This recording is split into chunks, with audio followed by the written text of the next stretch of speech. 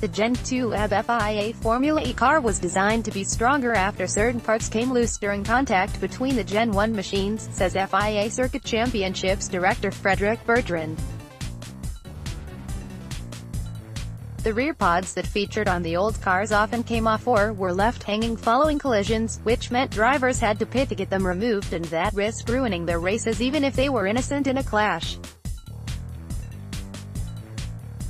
The new car was therefore made to be more robust during contact, but that in turn led to a problem during the current campaign of drivers not being self-punished for causing clashes with parts of their cars not braking and losing performance.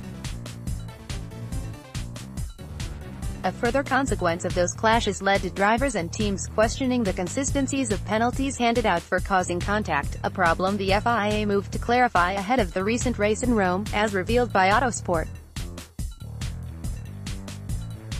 This resulted in a yellow card verbal warning system being introduced on race stewards now being expected to hand out stricter penalties. One of the things we discovered is that the car is very strong, it's very robust, Bertrand told Autosport. Because of this, the standards we had during the last 4 years, which were all satisfying, we realized that the new car allows too much contact without having any self-punishment for the drivers. Usually you had contact from the back and you were pushing the guy in front, your nose was in, you had to go back to the pits. So, on top of the penalty, you had the fact that your race was ruined. Now, because the car is so robust, this doesn't happen anymore, and we have some situations where even if we could expect that the driver doing the mistake is self-punished, he is not. In the first races of the 2018-19 championship, we discovered that problem, and then the agreement is that we have to bring back our standards to something which corresponds to that new standard of car. Having to have a stricter approach to contact is something we didn't evaluate at the very beginning when we built up the car, because one of the constraints we had in the requirements was clearly to make the car stronger. This was because the previous years we had some difficulties on one part moving, the two pods behind the rear wheels. You had to stop the driver because the part could leave the car, and you were ruining his race because that part could leave. It was not a big deal to the driver, but to us it was in terms of safety. We wanted to solve this, and then we created another issue, which is that the cars are too strong. Let's block ads.